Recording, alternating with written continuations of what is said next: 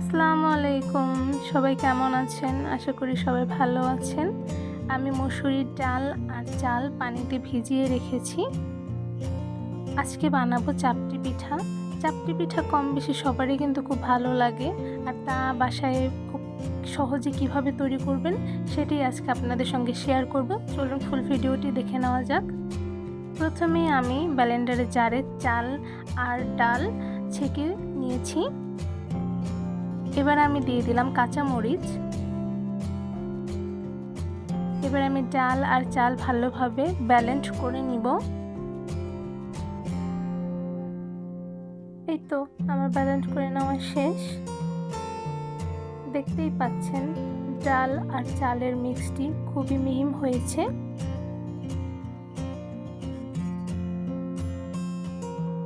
আমি এই ডাল আর চালের মিক্সটি একটি বাটিতে উঠিয়ে নিয়েছি। এবার দিয়ে দিলাম পেঁয়াজ কুচি, কাঁচামরিচ কুচি, রসুন বাটা, আদা বাটা, জিরা গুঁড়া, হলুদ গুঁড়া, মরিচ গুঁড়া, লবণ আর কেটে রাখা ধনিয়া পাতা কুচি। এবার আমি সবগুলো ভালোভাবে মিক্সড করে নিব।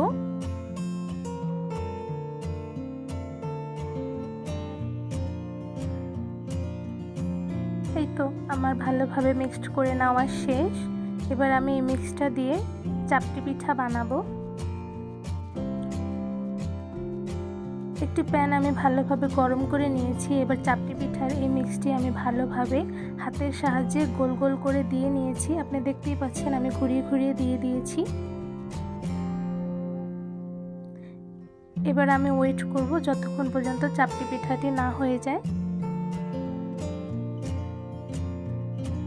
চাপটি পিঠাটি প্রায় হয়ে এসেছে। এই পর্যায়ে আমি এটি ভালোভাবে আলতোভাবে উঠিয়ে নিব। এবার আমি উল্টে দিয়েছি যাতে অপোজিট সাইডটা ভালোভাবে হয়ে যায়।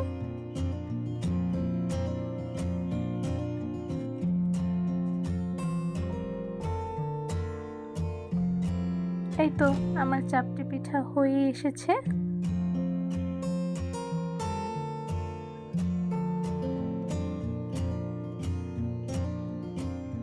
এখন চাপটি পিঠাটি ফুল রেডি। দেখতেই পাচ্ছেন চাপটি পিঠাটি টোটালি হয়ে গিয়েছে।